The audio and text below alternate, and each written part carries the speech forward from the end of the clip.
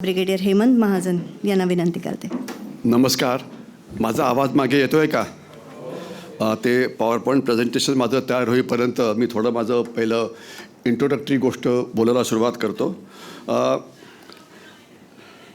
सर्वात प्रथम मी स्वातंत्र्यवीर सावरकर स्मारकाचा आभारी आहे की आज आपण मला इथे बोलवलं आणि देशाची सुरक्षा त्याच्यामध्ये त्याचं नेमका ज्या बजेटमध्ये त्याच्यावरती काय परिणाम पडतो आहे या गोष्टींवरती बोलण्याची संधी दिली. मी ज्यावेळेस डॉक्टर चंद्रहास देशपांडे यांचं भाषण ऐकत होतो त्यात त्यांनी म्हटलं की कन्झम्पशन वाढायला पाहिजे, त्यामुळे आपल्या इकॉनॉमीला भरारी येईल. तर मला खात्री आहे की आपण सगळं आपलं कन्झम्पशन वाढवाल. परंतु मला सर्वात आनंदाची बातमी काय वाटली की हे ऐकायला माझी बायको इथे नाही आहे. कारण देशाची अर्थव्यवस्था जरी ठीक झाली असती तरी माझ्या अर्थव्यवस्थेचं काय, तर कृपया हे तिच्याकडे मात्र नक्की पोहोचवू नका एवढीच आपल्याला विनंती. ठीक आहे, कारण भारताची अर्थव्यवस्था माझी अर्थव्यवस्था थोडा फरक आहे त्याच्यामध्ये. ठीक आहे, ओके. स्ट्रॅटेजिक स्टडी सेंटर हे सावरकर राष्ट्रीय स्मारकाने इथे सुरू केलं. त्याचा मुख्य उद्देश असा होता की स्वातंत्र्यवीर सावरकरांनी त्यांच्या काळामध्ये देशाच्या सुरक्षेच्या अनेक पैलूंवरती भाष्य केलेलं होतं आणि जे आजसुद्धा अतिशय म्हणजे योग्य आहे. त्याचे मी 2-3च पॉईंट फक्त आपल्याला सांगण्याचा प्रयत्न करतो.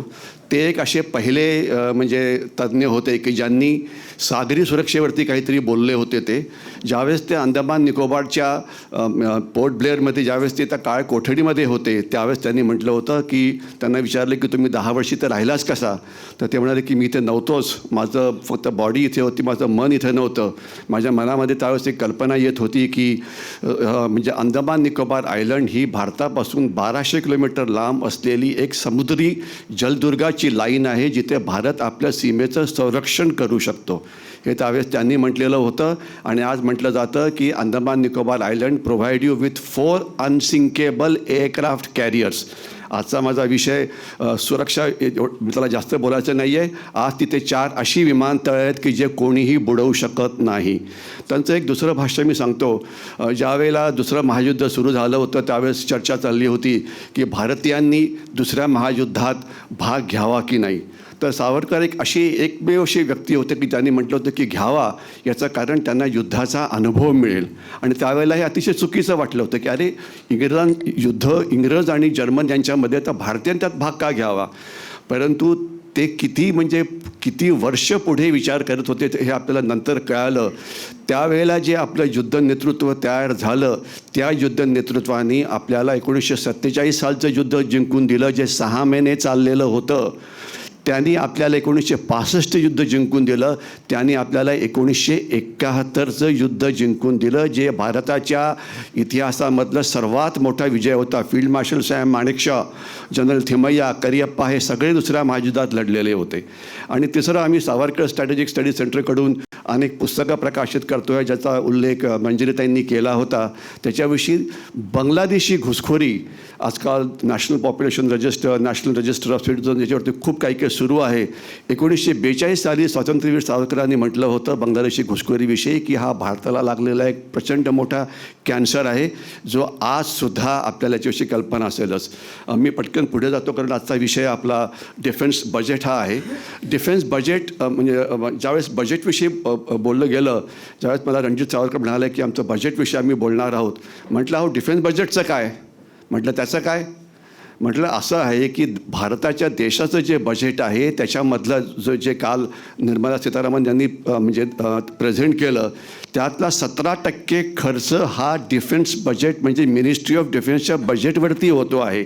6% खर्च हा मिनिस्ट्री ऑफ होम अफेअर्स म्हणजे जिथे पोलीस आहेत, जिथे सेंट्रल आर्म पोलीस फोर्सेस म्हणजे BSF आहे, CRPF आहे ज्यांच्यावरती होतो आहे. 2-3% खर्च हा विज्ञान वगैरे जे एक्सक्लुझिव्हली सुरक्षेकरता वापरलं जातं त्याच्याकरता होतं. म्हणजे जवळजवळ आपला 24% खर्च या बजेटचा आपल्या सुरक्षेवरती होतो आहे. आणि आपण लक्ष कशावरती देतो. सिगरेटचे भाव वाढले, बिडीचे का नाही वाढले. अर्थात बिडीचे पण वाढायला पाहिजे त्यात काही डाऊट नाही, मला तर नक्कीच वाढायला पाहिजे. पण म्हणजे आपलं म्हणजे अशा 24% जे बजेट आहे त्याच्याविषयी काही कोणी बोललंच जात नाही. तर मी थोडंसं त्याचं विश्लेषण करण्याचा प्रयत्न करीन कारण 24% म्हणजे 1/4 बजेट झालं की हो. त्याला 1/4 वेळ तर मिळाला पाहिजे जे रिझर्वेशनच्या पॉलिसीप्रमाणे, ठीक आहे ना. परंतु मला आता 20 मिनटं देण्यात आलेली आहेत.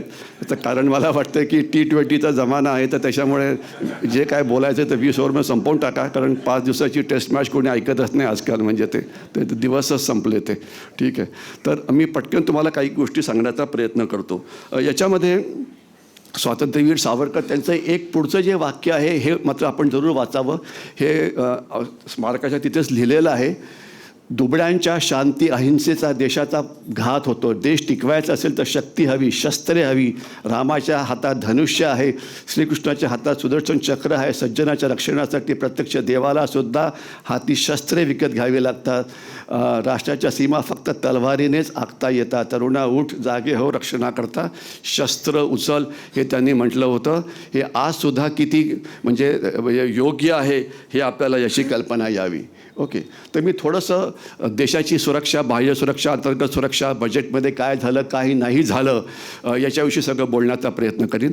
मी या स्लाईड्स एकचे पटापट दाखवण्याचा प्रयत्न करतो, कारण प्रत्येक स्लाईडवरती म्हटलं तर 5 मिनटं बोलता येईल, परंतु तसं झालं तर मग कसं होणार म्हणजे आपलं. तर पेपरमध्ये हेडलाईन्स आली होती, हाय ऑन जोश आणि लो ऑन मुला. म्हणजे जोश खूप आहे पण पैसे काही देण्यात आलेले नाही, असं बहुतेक वर्तमानपत्रांनी दिलेलं टायटल आहे, ठीक आहे ना. आणि मग त्याच्या खालती आलं होतं काय वगैरे की इनोव्हेटिव्ह वेजनी आपल्याला बजेट कसं वाढवता येईल. तर सगळं मी याच्याविषयी सुद्धा बोलण्याचा प्रयत्न करीन. मी पहिले काही गोष्टी अशा बोलण्याचा प्रयत्न करीन की काही स्टॅटिस्टिकल डेटा तो थोडा म्हणजे समजणं गरजेचं आहे की सेंट्रल बजेट आणि म्हणजे काही पेपरमध्ये बातम्या आला. मी ज्यावेळेस निर्मला सीतारामन यांचं भाषण झालं, मी 2 तास 45 मिनटात अगदी कान टवकारून ऐकत होतो, कारण मला याच्यावरती अनेक TV चॅनलवरती लगेच कॉमेंट द्यावे लागतात. तर त्याच्यामध्ये डिफेन्स नावाचा शब्दही मला ऐकू आला नाही. की जनरली मी बघितलं गेले 11 बजेट मी खूप अगदी डिटेल्ड ऐकलेले आहेत, कारण त्याच्यावरती भाष्य करावं लागतं म्हणून, ठीक आहे. तर ऑन ॲन ॲव्हरेज 2 मिनटं प्रत्येक बजेटमध्ये डिफेन्स बजेटला दिली जातात आणि त्यातली 4-5 वाक्य स्टँडर्ड असतात की आम्हाला आमच्या सैन्याचा खूप म्हणजे आदर आहे आणि आम्हाला खात्री आहे की ते देशाचं रक्षण करतील. आम्ही देशाकरता कुठलाही पैसा कधीही कमी होऊ देणार नाही, अँड दॅट्स इट. काय किती खर्च झाला हे देवालाच माहिती. आणि काल निर्मला सीतारामनचं भाषण संपलं आणि कुठलीही आकडेवारी समोर आलेली नव्हती. असं म्हटलं जातं की जे आपलं बजेट आहे it is one of the most opaque documents. त्यांचा नोकरशाहीची एक अतिशय जुनी ट्रिक आहे की आकडेवारी काही द्यायचीच नाही, तुम्ही कसलं बोडख्याचं विश्लेषण करणार आहात. आणि आज तर गंमत, ज्यावेळेस मी सकाळी उठलो, पेपर 3-4 घेऊन आलो, तर 2 पेपर बायकोच्या हातात दिले. म्हटलं तू बघ काय डिफेन्स शब्द सापडतो आहे का. तर तिने मला एक 5 मिनटं सांगितले की अरे बघ, एक मोठा वर्तमानपत्र याच्यामध्ये डिफेन्स बजेटवरती ऑलमोस्ट अर्धं पान आलेलं आहे. तर मला आनंद झाला की ॲटलिस्ट डेटा तिथे मिळाला. नंतर ज्यावेळेस ते वाचलं तर ते त्यांनी जी आकडेवारी दिलेली आहे ती मागच्या वर्षीची आकडेवारी आहे. आणि मी एका मोठ्या पेपरविषयी बोलतो आहे, नाव ऐकायचं असेल तर तुम्हाला मी सांगू शकतो. महाराष्ट्र टाइम्स आजचा पेपर काढा, त्याच्यामधले 90% जी बातमी डिफेन्स बजेटची आहे ती मागच्या वर्षीची आहे. पु ल देशपांड्यांनी अनेक वर्षापूर्वी म्हटलं होतं की जे हवामान खातं असतं त्यांनी पुढच्या 24 तासाचा अंदाज द्यायच्याऐवजी मागच्या 24 तासाचा द्यावा, ते जास्त ॲक्युरेट राहील. तर तेच प्रकार बहुतेक या पेपरनी केलेला आहे, कारण त्यांचं ते विश्लेषण अगदी करेक्ट आहे, ठीक आहे. परंतु ते मागच्या वर्षीचं आहे, या वर्षीचं नाही. कारण बेसिक प्रॉब्लेम आहे की डेटा तिथे काही अवेलेबलच नाही आहे. मग बजेटेड एस्टिमेट आणि मग काही ठिकाणी आलं की 6% वाढ झाली, काही ठिकाणी आलं 2% झाली. स्टॅटिस्टिक्स इज असा डोमेन आहे. आता एक इकॉनॉमिक तज्ज्ञ बसलेले आहेत, त्यांच्यासमोर स्टॅटिस्टिकला शिवाय द्यायच्या तर थोडं बरोबर वाटत नाही. कशाशी पण गाढवाची घोड्याची तुलना करायची, गाढवाची तुलना करायची. ज्यावेळेस तुम्ही बजेटेड एस्टिमेटचा अर्थ असा असतो की तुम्ही बजेटमध्ये पैसे किती खर्च करणार आहात, आणि रिवाइज एस्टिमेटचा थोडक्यात अर्थ असा होतो की तुम्ही ॲक्च्युली किती पैसे खर्च केले आहेत. तर ज्यावेळेस तुम्ही पैसे, आणि जनरली प्रत्येक वर्षी डिफेन्स बजेटमध्ये 10 ते 15 हजार रुपये कमी खर्च केले जातात. म्हणजे एका हाताने दिले जातात पण तेवढे पैसे कधीही खर्च केले जात नाहीत. ते शेवटच्या मार्चच्या महिन्यामध्ये ते काढून घेतले जातात. म्हणून जर तुम्ही रिवाइज एस्टिमेटची जर तुलना केली तर बजेट वाढलेलं दिसतं. जर तुम्ही बजेटेड एस्टिमेटची तुलना जर मागच्या वर्षीच्या बजेट एस्टिमेटशी केली तर ते कमी कमी दिसतं. तर 2% जर तुम्ही मागच्या बजेट एस्टिमेटशी बोललात तर 2% वाढ झालेली आहे. जर रिवाईज एस्टिमेटची तर तुलना केली की जो ॲक्च्युली खर्च झाला आहे तर ती 6% होते. परंतु ही अर्थातच जी वाढ आहे अतिशय अपुरी आहे. कारण ज्याला एक म्हटलं जातं कॉन्ट्रॅक्टेड इन्फ्लेशन रेट, म्हणजे काय असतं की आज आपल्या अजूनसुद्धा 50-60% जी आपली शस्त्र आहे ही आयात केली जातात आणि ती शस्त्राची दुर्दैवाने आपण पेमेंट डॉलर्समध्ये करतो. आणि कॉन्ट्रॅक्टेड इन्फ्लेशन रेटचा अर्थ असा होतो की प्रत्येक वर्षी त्याची किंमत वाढत असते. एक तुम्हाला उदाहरण द्यायचं म्हटलं तर एक INS विक्रमादित्य नावाचं आपल्याकडे असलेलं एक एकुलते एक विमानवाहू जहाज आहे. आपण ज्यावेळेस 2003 साली ठरवलं की हे विमानवाहू जहाज विकत घ्यायचं, त्यावेळेस त्याची किंमत $1.3 बिलियन होती. आणि ज्यावेळेस 2013 साली ज्यावेळेस ते ॲक्च्युली भारतामध्ये येऊन पोचलं तर त्याची किंमत $2.9 बिलियन झाली होती. ज्याचं गणित चांगलं असेल त्याने कॅल्क्युलेशन करावं की ती किंमत किती वाढली होती. तर म्हणजे जो इन्क्रीज बजेट झालेला आहे तो खर्च म्हणजे कॉन्ट्रॅक्टेड इन्फ्लेशन रेटसुद्धा करण्याकरता पुरेसा नाही आहे. तर budgeted estimate, revise estimate, army navy एअरफोर्सला अलॉटमेंट किती झाली आहे आजपर्यंत मला कळालेलं नाही आहे. मी भरपूर प्रयत्न करण्यात मला अजिबात अपयश आलेलं नाही आहे, पण हे मिळालेले नाही आहे. त्यानंतर मी हे सगळे वेगवेगळ्या गोष्टींविषयी बोलण्याचा प्रयत्न करीन. मी तुम्हाला एक 2-3 आकडेवारी दाखवतो आणि त्यानंतर नेमकं डिफेन्स बजेटची जी आकडेवारी आज पब्लिक डोमेनमध्ये आली त्याच्याविषयी बोलतो. मिसेस निर्मला सीतारामनचं जे मुख्य लक्ष होतं ते होतं ईज ऑफ लिव्हिंगवरती. याचा दुर्दैवाने डिफेन्स बजेटवरती असा असा परिणाम होतो की त्यांनी जे स्पेंडिंग केलेलं आहे सगळं सोशल सेक्टर्सवरती केलेलं आहे. ठीक आहे. आणि जर तुमच्याकडे पैसे जेवढे ₹100 आहेत तर ते तुम्ही या तर सोशल सेक्टरवरती करा या डिफेन्स बजेटवरती करा. तर त्यांनी प्रेफरन्स सोशल सेक्टर्सवरती करण्यामध्ये दिलेला आहे. त्यामुळे अर्थातच म्हणजे जे गरिबी रेषेच्या खालचे लोक आहेत त्यांना नक्कीच फायदा होईल, देशाची सामाजिक प्रगती होईल वगैरे वगैरे. पण डिफेन्स बजेटच्या दृष्टीने अर्थातच तिथं पैसा तो कमी पडणार आहे. तर हे आपल्याला एक सांगणं महत्त्वाचं आहे. आणि जर तुम्ही ही आकडेवारी बघाल की किती पैसे खर्च झाले बजेटमध्ये तर तुम्हाला शेवटी दिसेल 4,73,378 कोटी रुपये हे आपण डिफेन्स बजेटवरती खर्च करतो आहे. आणि बाकीच्या ह्याच्यावरती किती खर्च करतो आहे ते आपण बघा तर आपल्याला दिसेल की या सगळ्या आकडेवारीमध्ये सर्वात जास्त पैसे जे आहेत ते अर्थातच डिफेन्स बजेटवरती खर्च होत आहेत. आणि त्याच्यावरती एक मधला आकडा बघा जो मिनिस्ट्री ऑफ होम अफेअर्सचा खालती दिसतो 167,250 हा खर्च अंतर्गत सुरक्षेवरती होतो. आपण ज्यावेळेस मिनिस्ट्री ऑफ डिफेन्सकडे बघतो, भारताच्या सीमेची सुरक्षा करणे त्यांचं काम असतं, आर्मी नेव्ही एअरफोर्स आणि कोस्ट गार्ड. आणि ज्यावेळेस आपण होम मिनिस्ट्रीकडे बघतो तर त्यांच्या हाताखालती पोलिसाच्या शिवाय अनेक अर्धसैनिक दलं आहेत. CRPF, central reserve police force, BSF, border security force, CISF वगैरे वगैरे, सीमा सुरक्षा बल, SSG किंवा NSG वगैरे वगैरे. तर त्यांच्यावरती होणारा हा खर्च, तर ॲक्च्युली जो सिक्युरिटीवरती जो खर्च होतो हे दोन मिळून होतो आहे. आणि याच्यावरती आता तुम्ही बघा मिनिस्ट्री ऑफ रोड ट्रान्सपोर्ट बघा. आता मिनिस्ट्री ऑफ रोड ट्रान्सपोर्टवरती खर्च जो होतो आहे तो तिथे दिलेला आहे. आणि त्याच्यामध्ये बहुतेक जे मॉडेल आहे ते आपण म्हणजे इन्व्हेस्टमेंट ही दुसऱ्याकडनं घ्यायचा म्हणजे प्रायव्हेट इन्व्हेस्टमेंट त्याच्यामध्ये बऱ्यापैकी असते. ज्यावेळेला देशाचे रस्ते सुधारतात त्यावेळेला ते ईशान्य भारताचे सुद्धा सुधारतात, ज्यामुळे सैन्याला सुद्धा त्याचा फायदा होतो. तर तसे असे इनडायरेक्ट गोष्टी आता मिनिस्ट्री ऑफ रेल्वेज त्याच्यावरती एक बजेटचा खर्च तिथे दिलेला आहे. आता रेल्वे लाईन आपली तवांगच्या पुढे जाण्याचा आपण प्रयत्न करतो आहे, त्याचा सैन्याला फायदा होईल का? अर्थातच फायदा होईल. तुम्हाला याच्याशिवाय आपण अनेक ठिकाणी इन्फ्रास्ट्रक्चरच्या हाताखालती आपण ब्रिजेस म्हणजे पुल बांधतो आहे. मी ईशान्य भारतामध्ये बऱ्यापैकी नोकरी केली आणि म्हणजे 1977-78 साली ज्यावेळेस आम्ही ईशान्य भारतात जायचो तर आम्हाला तिथे जायला 7 दिवस लागायचे. पहिले दिवस पुण्यापासून मुंबईला, दुसरा दिवस मुंबईपासून 2 दिवस प्रवास करून याला जायचं कलकत्त्याला, तिथे 1 दिवस थांबायचं, मग गाडी पकडायची न्यू बोंगागावला ते घेऊन जायचे, तिथे 1 दिवस थांबायला लागायचं, पुन्हा मग सेलापत्तरला तिथे 1 दिवस थांबावं लागायचं. 7 दिवस प्रवास चालायचा. आज हा प्रवास 2 दिवसामध्ये संपवता येतो. आणि आपण बघाल तर असं म्हटलं जातं की बिझनेसमध्ये म्हणजे कुठल्याही इकॉनॉमिक ॲक्टिव्हिटीमध्ये ट्रान्सपोर्टेशनची कॉस्टची जवळजवळ 20% असते. पहिली प्रगत देशांमध्ये ही कॉस्ट जी असते ती 5 किंवा 6% असते. आता सरकारने अनेक ठिकाणी मल्टी मोडल ट्रान्सपोर्ट सुरू केलेलं आहे. याचा अर्थ काय की रस्त्याचा वापर, इनलँड वॉटरवेजचा वापर, त्यानंतर म्हणजे वेगवेगळ्या मोड ऑफ ट्रान्सपोर्ट डिपेंडिंग अपॉन हे. आम्हाला आठवतं की ज्यावेळेस आम्ही ईशान्य भारतामध्ये जायचो, आमचा जो शेवटचा जो स्ट्रेच होता, आम्ही तेजू नावाच्या गावाला जायचो, तो शेवटचा भाग आम्ही हत्तीवरती बसून घालवायचो. त्याला हत्ती ब्रिगेड असं म्हटलं जायचं, कारण तिथे पूल नव्हता आणि पाण्यात किती खोल पाण्यात ते जायचं ते हत्ती ठरवायचा. हत्तीने रिव्हर्स गिअर लावला तर आम्ही मागे परत यायचो. म्हणजे हत्तीला कळायचं की पाण्याचा वेग हा जास्त आहे आणि आपण पुढे जाऊ शकत नाही. तर आता तिथे एक बोगीबिल नावाचं ब्रिज आलेलं आहे. याचा सैन्याला प्रचंड मोठा फायदा होतो. आज आपला अर्ध सैन्य ईशान्य भारतातलं साऊथ ऑफ ब्रह्मपुत्र आहे. आम्ही ईशान्य भारताच्या जॉग्रफीविषयी जास्त बोलत नाही, कारण तो एक मोठा विषय होऊन जाईल, परंतु त्याच्यामुळे आपल्याला सैन्य ट्रान्सफर करणं हे अतिशय सोपं झालेलं आहे. अशा प्रकारे मल्टीमोडल ट्रान्सपोर्ट जे आहे दुसऱ्या डिपार्टमेंटच्या खालती, पण त्याचा फायदा हा सैन्याला होतो आहे, कारण ते ईशान्य भारतात होतं आहे किंवा काश्मीरमध्ये होतं आहे वगैरे वगैरे. हे आपल्याला मी सांगायचा प्रयत्न करत होतो. रेल्वेज, जर रेल्वेज आता म्हणजे उधमपूरपासून तर श्रीनगरपर्यंत रेल्वे लाईन लावण्याचा प्रयत्न आपण गेले अनेक वर्ष करतो आहे. असं वाटतं की पुढच्या 2-3 वर्षात ते होईल, आणि तसं झालं तर that will be an another alternate route to enter in to Kashmir valley from Jammu आणि उधमपूर. सध्या तिथनं एकच रस्ता आहे आणि कुठे पण एकच रस्ता असणं हे अतिशय धोक्याचं आहे. आणि आपल्याला कल्पना आहे की तो एक आजच्याच पेपरमध्ये माझा लेख आला असेल तरुण भारतमध्ये, असं मला वाटतं की ईशान्य भारत आम्ही तोडू असं त्या शर्जील यांनी म्हटलेलं होतं.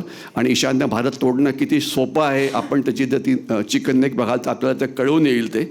तर म्हणजे पैसे हे आपण इतर मिनिस्ट्रीजना दिलेले आहे, पण त्याचासुद्धा सैन्यावरती इनडायरेक्ट फरक होतो, तो चांगला होतो. आता हे 6% जर आपण बजेट रिवाईज एस्टिमेटची तुलना केली तर 6% वाढलेलं आहे. जर तुम्ही ॲक्च्युली तुलना केली तर 2% वाढलेलं आहे. परंतु आपण तिसऱ्या बुलेटवरती जा की नॅशनल जी GDP आहे त्याचं 1.5% हे आपले आलेलं आहे. नंतर मी आपल्याला ग्राफ दाखवण्याचा प्रयत्न करेन की आम्ही गेल्या 70 वर्षाच्या डिफेन्स बजेटचं ॲनालिसिस केलेलं होतं, आणि त्याच्यामध्ये एक असं दिसतं आहे की GDP आणि सैन्यावरती होणारा खर्च हा प्रत्येक वर्षी हा कमी होत जातो आहे. आणि आपण जर गव्हर्मेंट एक्सपेंडिचर बघितलं की शेवटी GDP आणि बजेटचा खर्च म्हणजे खरं संबंध फारच कमी आहे. शेवटी तुमच्याकडे किती पैसे खर्च करायला आहे याच्यावरती हे बजेट करतं. बजेट शेवटी काय असतं की किती तुमच्याकडे उत्पन्न इतकं आहे आणि खर्च इतका होणार आहे. हे वर्षाचं बेसिकली एक कोष्टक असतं की जे कुठलाही सामान्य माणूस करतो. आणि मग काही गोष्टी आपण उधारीवरती घेतो तर घ्यायचं असेल तर म्हणजे तर एवढंच फक्त ते त्याचं ते कोष्टक आहे ते. आणि पॉलिसी मॅटर्स दाखवणं वगैरे तो एक पुढचा भाग झाला. तर आज जे गव्हर्नमेंटचं जे ॲक्च्युअल एक्सपेंडिचर होतं त्याच्या ऑन ॲन ॲव्हरेज 15 ते 16% खर्च हा डिफेन्स बजेटवरती होतो आहे, जो आमच्या दृष्टीने कमी आहे, परंतु त्याला अनेक कारणं आहेत. आणि आपण जर चीन आणि पाकिस्तानची तुलना केली तर चीन आणि पाकिस्तानची तुलना काय करायची, कारण ते आपले शत्रू नंबर 1 आहेत म्हणून. तर त्यांचा जो खर्च आहे हा पुष्कळ जास्त आहे. 3% ऑफ GDP चायना आणि 3.5% हा पाकिस्तानचा. आणि डिफेन्स बजेटची जी ॲक्च्युअली जी फिगर्स आहेत ती आहे 3.37 करोड्स. त्यातलं कॅपिटल बजेट 1.18 आहे आणि रेव्हेन्यू 2.18 आहे. मी कॅपिटल आणि रेव्हेन्यूच्या जास्त टेक्निकॅलिटीजमध्ये जात नाही, पण रेव्हेन्यू बजेटचा अर्थ असा होतो की रोजच्या गोष्टींवरती होणारा खर्च, ज्यामध्ये सैन्याचा पगार येतो, सैन्याच्या वेपन्सचं मेंटेनन्स येतं, की जो आपल्याला करावाच लागतो. की तुम्ही आता इथे एक हॉल बांधला तर या हॉलची कॉस्ट ऑफ मेंटेनन्स एक 10% आहे, ती तुम्हाला करावीच लागेल. तर ते झालं की रेव्हेन्यू एक्सपेंडिचर. आणि कॅपिटल एक्सपेंडिचर म्हटलं की नवीन गोष्टींकरता होणारा खर्च. कॅपिटल एक्सपेंडिचरच्या त्यांना दोन मोठ्या भागात वाटता येईल. एक तर म्हणजे की काही गोष्टी आपण त्या पहिल्याच विकत घेतलेल्या होत्या त्यांचे आपण पेमेंट करतो. कुठलेही नवीन शस्त्र ज्यावेळेस देशामध्ये येतं तर त्याची पेमेंट जी होते ती 5 ते 7 वर्षच्या वरती ती स्प्रेड आऊट असते. तर त्याला इंग्लिशमध्ये म्हणतात कॉन्ट्रॅक्टेड लायबिलिटीज. तर आता जो हे जे तुम्हाला कॅपिटल बजेट मिळालेलं आहे 1.18 करोड्स, हे फक्त कॉन्ट्रॅक्टेड लायबिलिटीज करता सुद्धा अपुरं आहे. म्हणजे कॉन्ट्रॅक्टेड लायबिलिटी कुठली आहे आपली, आपण पेपरमध्ये वाचत असेल की राफेल विमान आपण घेतो आहे, आपल्याकडे 2 स्क्वॉड्रन्स म्हणजे 32 विमानं येणार आहेत, त्या आपल्याला 6 वर्षापर्यंत त्याची पेमेंट करायची आहे. त्याचा हप्ता किती आहे आपण इझिली कॅल्क्युलेट करू शकतो. तर ते सुद्धा आपण करू शकणार नाही, हा याचा अर्थ असा होतो आहे की म्हणजे. आणि कॉन्ट्रॅक्टेड लायबिलिटीज न देणं म्हणजे आपलं क्रेडिट रेटिंग खराब व्हायला लागतं. लक्षात ठेवा, तर ते सुद्धा म्हणजे परिस्थिती खराब आहे एवढं सांगायला पाहिजे. जोपर्यंत नव्या शस्त्रांचा प्रश्न आहे, कुठलंही नवीन शस्त्र हे आपण आणू शकत नाही. आणि आपल्याला एका वाक्यात सांगण्याचा प्रयत्न करतो, कारण डिफेन्स प्रिपेअरनेस हा एक फार मोठा विषय आहे. परंतु एका वाक्यात सांगायचं म्हटलं तर आज आपले 70 to 80% ऑफ वेपन्स जी आहेत ते कम्प्लिटली ऑब्सोलीट आहे. एखादं कुठलंही सशक्त राज्य असतं असं मानलं जातं की 33% of weapons should be state of art, 33% of weapons should be modern आणि अबाउट 33% शुड बी म्हणजे चलाओ काम चल जाएगा टाईप. परंतु आपल्याकडे 70 ते 80% वेपन्स आज ऑब्सोलीट आहेत. मग काय सरकार सुरक्षेकडे लक्ष देत नाही का? नाही, तसं म्हणण्याचा अर्थ नाही. ते पुढे मी तुम्हाला सांगण्याचा प्रयत्न करतो. एक खालची लाईन वाचा, पेन्शन 1.33 थाउजंड करोड्स. आता होतं काय की पेन्शन हा प्रकार फारच वाढलेला आहे आणि आता फक्त सैन्यालाच पेन्शन मिळतं. एक मुख्य प्रॉब्लेम काय आहे की सैन्याला यंग ठेवायचं असल्यामुळे आमचे जे जवान असतात ते 15 किंवा 16 वर्षाच्या त्यांना रिटायर केलं जातं. 18व्या वर्षी एक जवान भरती होतो आणि 33व्या किंवा 34व्या वर्षी तो रिटायर होतो. तेव्हापासून त्याला पेन्शन दिलं जातं. ऑन ॲन ॲव्हरेज आता आपले जीवनकाल वाढल्यामुळे म्हणजे ते माणसाकरता चांगलं आहे, पण सरकारकरता ते खराब आहे. लवकर गेला तर पेन्शन कमी वर्ष द्यावं लागेल, उशिरा गेला तर पेन्शन जास्त वेळ द्यावं लागेल. आणि ऑन ॲन ॲव्हरेज एक जवान आज 70 ते 75, 80 वर्षे इतका जगतो आहे. याचा अर्थ काय, 35 वर्षापासून तर 80 म्हणजे गणित करा, 45 वर्ष तो पेन्शन खातो आहे. हे सरकारला अतिशय म्हणजे त्याचा खूपच त्रास होतो आहे. तर यावरती हा खर्च कमी व्हायला पाहिजे. हे कसं कमी करायचं, याकरता जनरल शेकटकर कमिटीने एक खूप चांगले उपाय सुचवलेले होते की सैनिकांचं लॅटरल इंडक्शन व्हायला पाहिजे पोलिसांमध्ये किंवा अर्धसैनिक दलामध्ये. परंतु ते का होत नाही?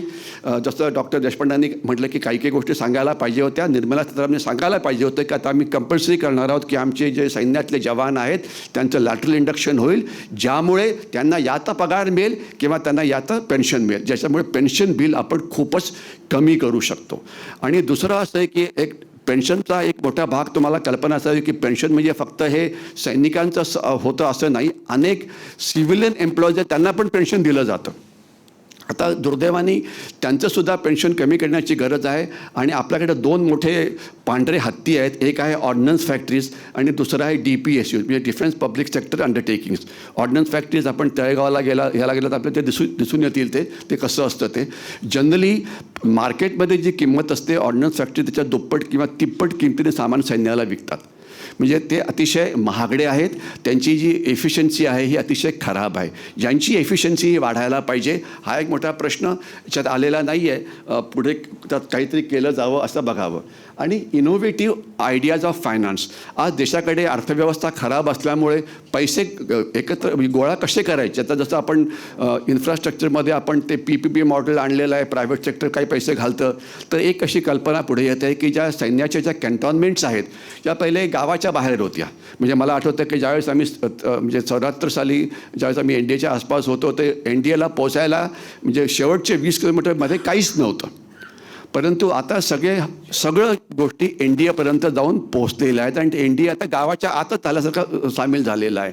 तर आता या आणि सदर्न कमांड हेडक्वार्टर तुम्ही बघाल तर ते अक्षरशः गावाच्या आत आहे. मी पुण्याच्या ते आत आहे. तर त्यांना इथनं हलवता येईल का, तिथून त्यांना बाहेर पाठवतो ही जमीन विकता येईल का. कारण शहराच्या जितकं तुम्ही सिटी सेंटरच्या जवळ असता तेवढी त्याची किंमत ही जास्त असते, सगळ्यांनाच माहिती आहे. म्हणजे त्या जितकं तुम्ही सिटी सेंटरपासून दूर जाता त्याची किंमत ही कमी कमी होत जाते. तर त्या इनोव्हेटिव्ह गोष्टी ते विचार करण्याचा प्रयत्न करत आहेत. भारतात आपला जो पैसा सरकारकडे येतो तो कसा येतो हा मला दिसला. तर याच्यामध्ये हे वेगवेगळ्या गोष्टींकडनं हा पैसा येतो. तर व्हायला काय पाहिजे, तर हा सरकारचं उत्पन्न हे वाढायला पाहिजे, हा सर्वात मोठा. तर आपण काय करू शकतो, मुकाट्याने सगळ्यांनी कर भरायला पाहिजे, सगळ्यांनी GST द्यायला पाहिजे. म्हणजे सगळ्या गोष्टी पांढऱ्या पैशांनी करा, हे आपल्यासमोर असलेलं एक सर्वात मोठं आव्हान आहे. आणि याच्याकरता मी आपल्याला एक उदाहरण देतो. आज पुण्याची लोकसंख्या 35 लाख आहे आणि पुण्यामध्ये इन्कम टॅक्स पेयर्स फक्त 7 लाख आहेत. एका अंदाजाप्रमाणे हे इन्कम टॅक्स पेयर्स हे जवळजवळ 50% म्हणजे एक 25 लाखाच्या आसपास असायला पाहिजे. पुण्याला सुसंस्कृत शहर म्हटलं जातं. जी शहरं सुसंस्कृत नाहीत त्यांचं काय उत्तर काही नाही. आपण टॅक्स पे करत नाही हे. आणि मग थोडासा पेट्रोलचा रेट वाढला, रेट का वाढतोय. अरे पेट्रोल हे सरकारकडे असलेलं ATM कार्ड आहे. तुम्ही पेट्रोल 2 लिटर भरला की ठक करून पैसा सरकारच्या तिजोरीत जातो. It is the most efficient way of transferring money from a individual pocket in to the government treasury. याच्यावर एफिशियंट सिस्टीम कुठलीच नाही की पेट्रोल ठक भरा की ठक तिकडे जातं. ठीक आहे. तर म्हणून ते एक ATM कार्ड आहे त्यांच्याकडे असलेलं ते. तर ते दुर्दैवाने आपण काही झालं की लगेच कंप्लेंट करायला सुरुवात करतो. या कंप्लेंट कमी करणे गरजेचं आहे. हे सगळं वाढायला पाहिजे आणि हे वाढवायचा प्रयत्न मिसेस सीतारामन करत होत्या. परंतु हा खर्च कसा होतो हे तुम्ही बघा. तर त्याच्यामध्ये तुम्ही बघाल तर राईट कोपऱ्यात की जो माझा विषय होता तो 8%. आता याच्यामध्ये जर आपल्याला जर बजेट एफिशियंट करायचं असेल तर काही खर्च आपल्याला कमी करावे लागतील. त्याच्याबद्दला खास जो खर्च आहे तो सबसिडीजचा आहे की सबसिडीज खास ज्या फर्टिलायझर्सवरती आहेत वगैरे तर कमी करायला पाहिजे. ते जर कमी झालं कारण काही गोष्टी ज्या आहेत की आता इंटरेस्ट पेमेंट ही कमी होणं मुश्किल आहे.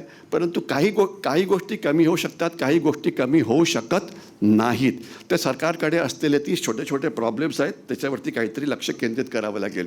मी मिनिस्ट्री ऑफ लोकांना वाटतं की डिफेन्स बजेट म्हणजे फक्त मिनिस्ट्री ऑफ डिफेन्सचंच बजेट नाही. मिनिस्ट्री ऑफ होम अफेअर्सचं बजेटसुद्धा देशाच्या सुरक्षेमध्ये एक मोठं योगदान देतं आणि ते यावेळेला वाढलेलं आहे आणि ते मिनिस्ट्री ऑफ MODच्या बजेटहून जास्त टक्केवारीने वाढलं आहे. माझ्या दृष्टीने ही एक चांगली गोष्ट आहे. याच्या CAPF म्हणजे सेंट्रल आर्म पोलीस फोर्सेस ज्यांना 105 लाख कोटी रुपये मिळतात. हे म्हणजे BSF आहे, CRPF वगैरे हे चांगलं आहे कारण शेवटी नक्षलवादी भाग आहे, बांगलादेशी घुसखोरी आहे, तिकडे त्यांचं काम असतं. जम्मू काश्मीरच्या पोलिसांना 30,000 कोटी रुपये तुम्ही देत आहात, चांगली गोष्ट आहे. ठीक आहे. लडाखला 5,000 कोटी देतात त्यांच्या पोलिसांना. बरं काय त्यांचं म्हणजे देशात त्यांच्या या प्रदेशाचं बजेट नाही आहे, हे त्यांच्या फक्त पोलिसांचं बजेट आहे. नॅचरल कलॅमिटीजना किती पैसे दिले कारण बघा आजकाल आपल्याकडे नॅचरल कलॅमिटी म्हणा, मॅनमेड कलॅमिटीज म्हणा फारच प्रमाण वाढलं आहे. आता पुण्यासारख्या शहरामध्ये पूर येऊन 20 लोक बुडून मरणं हे काही म्हणजे काही नाले तर पुण्यामध्ये असे होते की ज्याचं नाव मी पहिल्या वेळा ऐकलं की हा नाला म्हणजे लोक वाहून गेल्यावरतीच कळालं की हा नाला पण होता म्हणजे तो. ठीक आहे. तर हे प्रमाण आता म्हणजे फारच वाढलेलं आहे. कारण अनेक आहेत त्याच्यात मी जास्त डिटेलमध्ये जात नाही. परंतु त्यांनी जास्त पैसा खर्च दिला तो चांगली गोष्ट आहे. Social security welfare scheme census वगैरे याच्यात मी जास्त जात नाही. पॅरामिलिटरी फोर्सेसला पैसा हा प्रचंड वाढलेला आहे आणि तो वाढलेला असणं हे चांगलं आहे. म्हणजे जवळजवळ ही टक्केवारी 7 किंवा 8% येऊन जास्त वाढली आहे की जी एक अतिशय हेल्दी ग्रोथ आहे. आणि याच्याशिवाय काही स्टेट्सना आपण देण्याचा प्रयत्न करतो आहे आणि काही म्हणजे नॅशनल डिझास्टर मॅनेजमेंट स्कीम जे NDRF आहे त्यांना द्यायचा प्रयत्न करतो आहे कारण ते बऱ्यापैकी ॲक्टिव्ह आहेत. कुठे पण काही झालं की जाऊन तिथे ते पोचतात, हे चांगलं आहे. आणि अंदमान निकोबारला पैसा देतो आहे आणि इतर युनियन स्टेटला देतो आहे, ते सुद्धा चांगल्या गोष्टी आहे. आणि काही क्वालिटेटिव्ह ॲस्पेक्ट्स जसं डॉक्टर देशपांडे म्हणाले होते की budget is not only about statistics, त्याच्यामध्ये काही क्वालिटेटिव्ह ॲस्पेक्टसुद्धा असतात ते बघायला पाहिजे. इन्फ्रास्ट्रक्चर मी मगाशीच म्हटलं की देशाचं इन्फ्रास्ट्रक्चर चांगलं होतं, फायदा सैन्याला सुद्धा होतो. एनर्जी पाईपलाईन आता गॅस वगैरेच्या पाईपलाईन तयार करतो आहे आणि दॅट इज द मोस्ट म्हणजे आपणच एक देश होता की सिलेंडरमध्ये गॅस आपण पोचवायचा. Otherwise the most economic forms are the gas pipelines. तर ते नॉर्थ ईस्टमध्ये होतं आहे, फायदा सैन्याला पण होणार आहे. डिजिटायझेशन याचासुद्धा सैन्याला प्रचंड फायदा राहणार आहे. आणि आर्टिफिशियल इंटेलिजन्स वगैरे हे म्हणजे मी आता युद्धशास्त्रात जास्त जात नाही, हे एक अतिशय महत्त्वाचं तंत्रज्ञान आहे ज्याचा वापर बऱ्यापैकी होतो आहे. आजकाल आपण जे अनेक दहशतवादी पकडलेले आहेत तर ते it is based upon technical intelligence in terms of catching intercept, in terms of facial recognition वगैरे असे काही तंत्रज्ञानं आहेत की ज्याचा आपण आता बऱ्यापैकी वापर करतो आहे आणि करायलाच पाहिजे. इथे मी एक 4-5 गोष्टी आता माझा वेळ मला वाटतं संपायला आलेलाच आहे. 20 मिनटं झाली मला वाटतं माझ्या कॅल्क्युलेशनप्रमाणे. तर मी एक 2-3 मिनटात थांबवण्याचा प्रयत्न करतो. आपण ज्यावेळेस म्हणजे बजेट हे काही स्टँड अलोन नसतं, बजेटचा संबंध शत्रूशी सुद्धा होतो. आज चीनची स्टेट काय आहे, चीनची इकॉनॉमी स्लोईंग डाऊन आहे, परंतु त्याच्या सैन्यावरती त्यांचा परिणाम काय होतो आहे. तर चीननी एक प्रचंड मोठा नौदलाचा कार्यक्रम तयार केला होता, तो आता 15 वर्ष मागे पडला आहे. आणि आता हा जो कुठला व्हायरस आलेला आहे त्याच्यावरती मी काल परवाच बोललेलो होतो. त्या व्हायरसमुळे त्यांना अजून जास्त त्रास होणार आहे.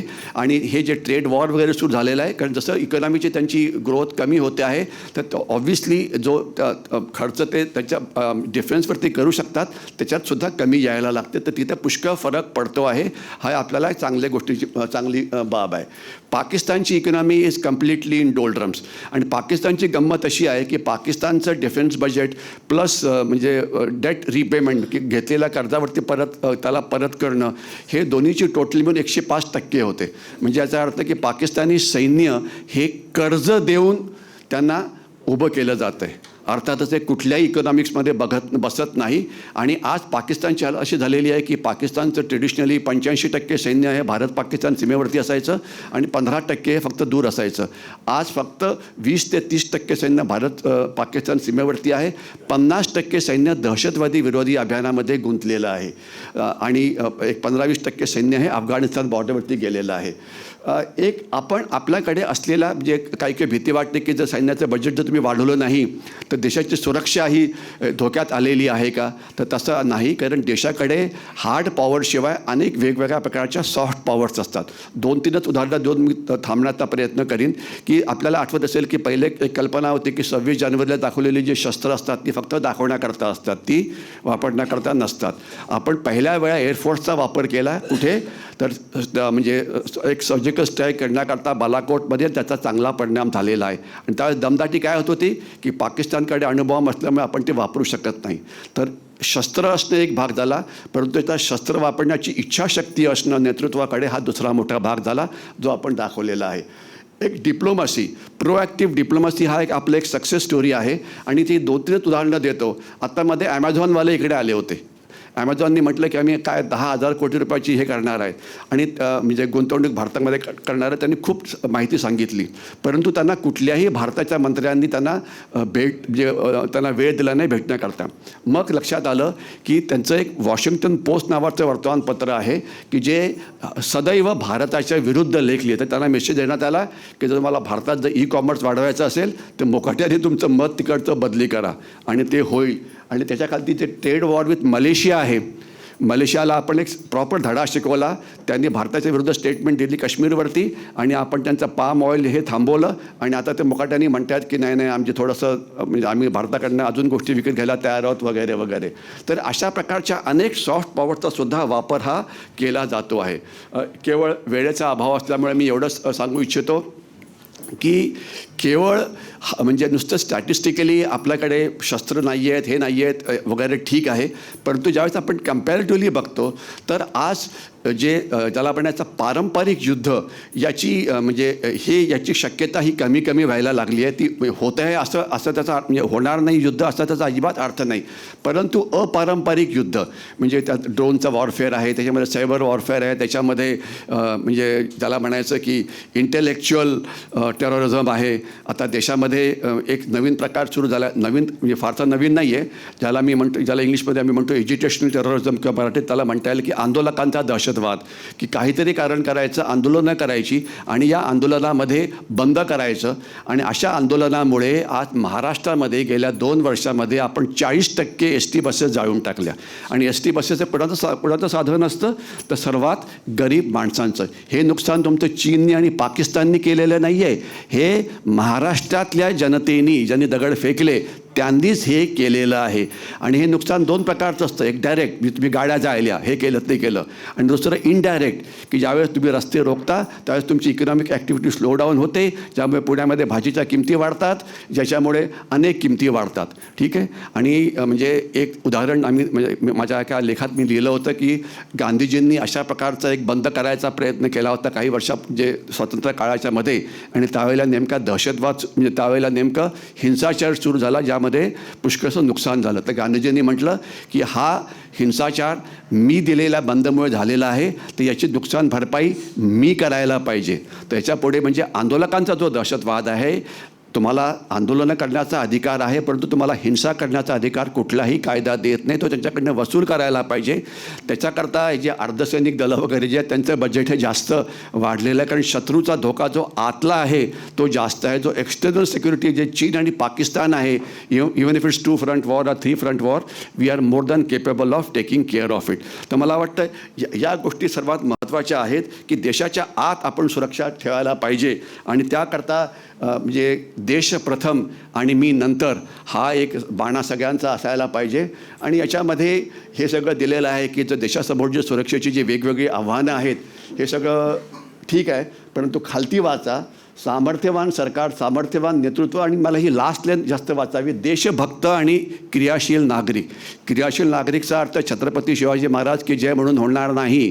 काहीतरी तुम्हाला स्पेसिफिक कारवाई करावी लागेल आणि ती काय करावी लागेल हे तुम्हाला मी दाखवण्याचा प्रयत्न म्हणजे मी आता बजेट त्याच्यात जात नाही, कारण GDP बजेट किती होतं, मग सेंट्रल एक्सपेंडिचर किती होतं, त्यानंतर बजेट ऑन अन ॲव्हरेज 17 ते 16% मध्ये कसं राहिलेलं आहे, हे सगळं केवळ वेळेच्या मागे नाही. परंतु आपण ही एक शेवटची स्लाईड दाखवतो आणि म्हणजे तर मी लगेच थांबतो, ठीक आहे ना, कारण नाही तर वेळेचं हे होईल. म्हणजे हे वाचा, हे मी माझ्या यांनी लिहिलेलं आहे की देशाच्या इकॉनॉमीला मदत करण्याकरता काय करता येईल. तर स्पेंड, फक्त माझ्या बायकोला लागू नाही, ठीक आहे. कंट्री फर्स्ट, पे टॅक्सेस, GST, डिजिटल पेमेंट, हे मला वाटतं आपण हे करायला पाहिजे. कुठेही जाल तर पेमेंट ही फक्त डिजिटल करा, कारण त्याच्यामुळे जो पैसा असतो तो बँकेत जातो, ज्यामुळे तो दुकानदार किंवा तो ज्याला जातो तो लपवू शकत नाही. जर तुम्ही कॅशने दिला तर कॅश नावाची गोष्ट तुमच्या आयुष्यातनं काढून टाका. एखादं दुकान जर डिजिटल पेमेंट घेत नसेल तर तिकडे जाऊ नका. अशा दुकानात जा की जे तुमच्याकडनं डिजिटल पेमेंट घेतं.